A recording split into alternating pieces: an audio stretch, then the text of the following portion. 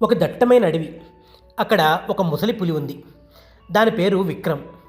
ఒకప్పుడు అడవిని గడగడలాడించిన విక్రమ్ ఇప్పుడు వయసు పైబడి వేటాడలేక ఆకలితో అలమటిస్తోంది.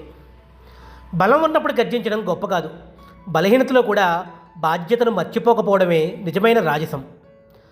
ఒకరోజు విక్రమ్ ఆకలితో ఒక చెట్టు క్రింద పడి ఉంది. సరిగ్గా అదే సమయంలో ఒక చిన్న లేడిపిల్ల దారి తప్పి అటువైపు వచ్చింది. దాని పేరు చిట్టి. పులిని చూడగానే చిట్టి గజగజ వణికిపోయింది. చిట్టి ఇలా అంది, తాత, నన్ను తినేయకండి, మా అమ్మ కోసం ఎదురు చూస్తున్నాను అంది. ముసలి పులి నెమ్మదిగా కళ్ళు తెరిచి చూసింది. దాని కడుపులో ఆకలి మండిపోతోంది. కానీ ఆ లేడిపిల్ల కళ్ళల్లో భయం చూసి దాని మనసు కరిగింది. పులి, భయపడకు బిడ్డ, నిన్ను తినే ఓపిక కూడా నాకు లేదు, నీ దారి నువ్వు వెళ్ళు అంది. కానీ చిట్టి వెళ్ళలేదు. ఆ పులి ఆకలితో నీరసించిపోవడం గమనించింది. మరుసటి రోజు ఉదయం చిట్టి తన నోటితో కొన్ని అడవి పండ్లను, దుంపలను సేకరించి పులి దగ్గరికి తెచ్చింది. చిట్టి ఇలా అంది, తాత, ఇవి తింటే కొంచెం శక్తి వస్తుంది, ఇవి తినండి అంది. పులి నవ్వి, నేను మాంసాహారిని చిట్టి, ఇవి నాకు పడవు, కానీ నీ ప్రేమ నా ఆకలిని సగం తగ్గించింది అంది. ఆ తరువాత చిట్టి ఒక ఉపాయం ఆలోచించింది.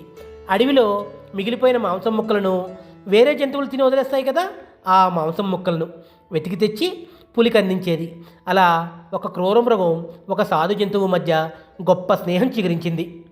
ఒకరోజు కొందరు వేటగాళ్ళు అడవిలోకి వచ్చి చిట్టిని పట్టుకోవడానికి ఒక పెద్ద నెట్ విసిరారు.